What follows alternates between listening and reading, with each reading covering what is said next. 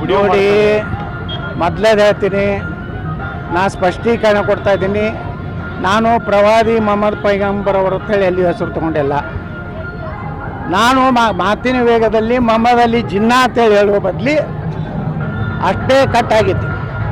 ಮೊಹಮ್ಮದ್ ಅಲಿ ಜಿನ್ನಾ ಥರ ಇವತ್ತು ಉದ್ಧವ್ ಠಾಕ್ರೆ ವರ್ತನೆ ಮಾಡ್ತಾ ಇದ್ದಾನೆ ಅಂತ ಹೇಳಬೇಕಾಗಿದ್ದು ಒಂದು ವರ್ಡ್ ಅಡ್ಡೆ ಇದೆ. ಯಾವಾಗಲೂ ಪ್ರವಾದಿ ಮೊಹಮ್ಮದ್ ಪೈಗಂಬರ್ ಅಂದಾಗ ಮಾತ್ರ ಆ ಇಸ್ಲಾಂ ಧರ್ಮದ ಸಂಸ್ಥಾಪಕರ ಹೆಸರು ತೊಗೊಂಡಂಗೆ ಆಗ್ತದೆ. ಸುಮ್ಮನೆ ನಿಮ್ಗೆ ಕಾಂಗ್ರೆಸ್ನವರು ಅದು ಮಾಡತಕ್ಕದ್ದು ಕೇಂದ್ರದ ವಿರುದ್ಧ ಮಾಡಬೇಕು, ಇದು ಹಾಸ್ಯಾಸ್ಪದ ಅಂತ ಆರೋಪ ಮಾಡ್ತಾ ಇದ್ದಾರೆ. ನೋಡಿ, ಜನಾಕ್ರೋಶ ಪ್ರಾರಂಭ ಆಗಿದೆ. ಕಾಂಗ್ರೆಸ್ನವ್ರಿಗೆ ಗ್ಯಾಸು ಪೆಟ್ರೋಲ್ ಏರಿಸಿದಾರ್ತಾರೆ, ಬಟ್ ಜನ ನಿರ್ಣಯ ಮಾಡ್ತಾರೆ ಯಾವುದು ಸತ್ಯ ಇದೆ ಯಾವುದು ಇಲ್ಲ ಅನ್ನೋ ಅಂತ. ಅದರಲ್ಲಿ ಭಾಳ ಪ್ರಮುಖವಾಗಿ ಉತ್ತರ ಕರ್ನಾಟಕದ ಅಭಿವೃದ್ಧಿ ಏನು ಭ್ರಷ್ಟಾಚಾರ ನಡೆದಿದೆ ಅದ್ರ ಬಗ್ಗೆ ಚರ್ಚೆ ಆಗಬೇಕು ವಿನಃ